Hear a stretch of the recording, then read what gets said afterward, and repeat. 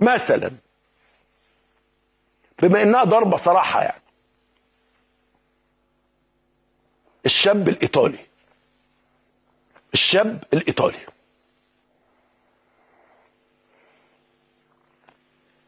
فاكرين وقت الطياره قلت لكم ايه؟ احنا لغايه النهارده حطام الطائره وصل مطار القاهره الدولي، لسه بنشوف سبب سقوط الطياره.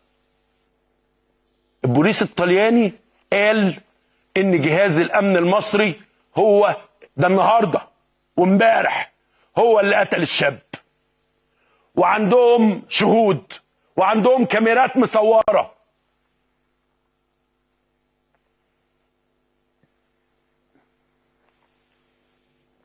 انت قدامك 3 حلول، ما هو عشان نفهم بس، احنا قاعدين بقى في المجتمع ومش عارف ايه وبتاع، وفي مصيبه بره، في مصيبه هتفرقع في وشنا يعني، او فرقعت.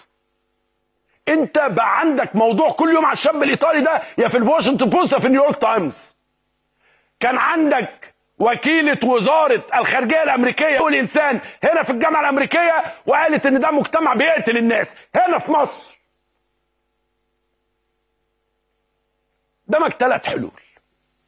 حل اول انك تقول انك مالكش دعوه بالموضوع ده، وفي ناس هي اللي قتلت الشاب ده، خناقه، اصحابه، مش عارف ايه، وادي المجرمين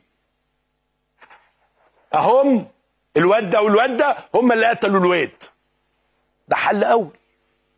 حل تاني ان انت تقدر تصبر للابد وتقول محدش قتله وانا معرفش حاجه والموضوع كله يعني مش في ايدي ولا حاجه. وحل تالت تقول ايوه في حاجه غلط، في حاجه غلط، في حد اعتدى على الواد عندنا، في حد عمل حاجه غلط.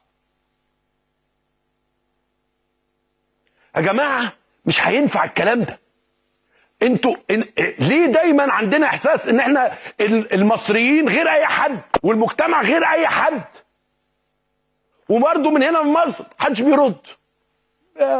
هم امبارح قالوا الكلام ده، وقالوا انه عندنا شهود والكاميرات مصوراه، وعندنا واحد قال انه اتاخد ب2 امن لابسين ملابس مدنيه.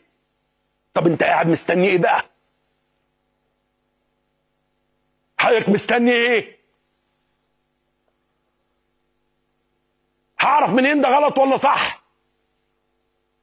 انما المجتمع نفسه في كوكب تاني طبعا، المجتمع نفسه في حته تانيه وفي مكان تاني وحاجات تانيه ووهم تاني، لان هو مجتمع يا عيني مش ملاحق. ما انت كمان مش مدي فرصه للاداره بتاعتك تتحرك. كل يوم في واحد عنده ملف، انا مش عاجبني ده، انا مش عارف مين قال، انا مش عارف مين عمل. طب هنتطور ازاي؟ انت مش قادر تشم نفسك، مش قادر تبص لقدام. يا جماعه النعمه اللي موجوده دي اهدوا شويه، انا في عرضكم اهدوا شويه، هنضيع كلنا. صدقوني والله ما ببالغ ولا بخوفكم. انتوا مش شايفين يعني؟ هل انا بقول لكم على حاجه انتوا مش عارفينها؟ الراجل ده مين هيرد عليه؟ الراجل ده اللي كل يوم بنتبادل من كل وسائل الاعلام الغربيه. ده احنا وصلنا ان بكره يجيبوا لنا فيديو والواد بيتقتل.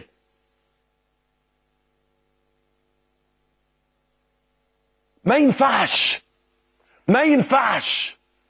على فكره هو ما عندوش مشكله ان يكون حد قتله، يعني ما هو فاهم ان في حد قتله، ما عندوش مشكله في اي حاجه. انما لسه قدامنا وقت ونقدر نتصرف ونتكلم. حصل غلط، حد اتهور، زي وقت الطياره،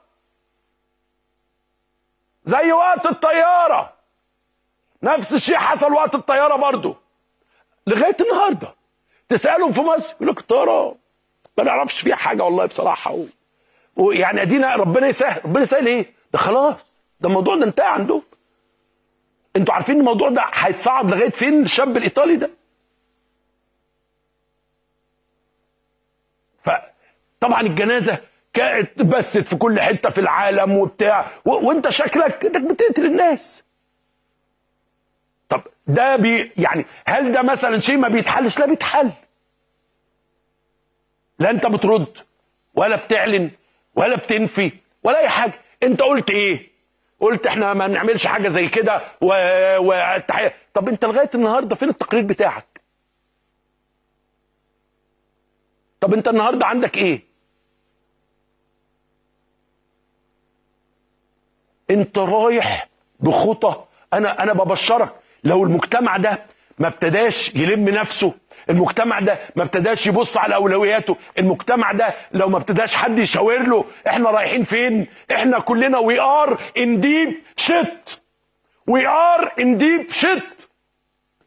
وبعيد تاني موضوع الشاب الايطالي، في حد في البلد دي عارف حاجه ومش عايز يقولها لنا. في حد في البلد دي عارف حاجه ومش عايز يقولها لنا. الموضوع هيبقى بايخ بعد كده.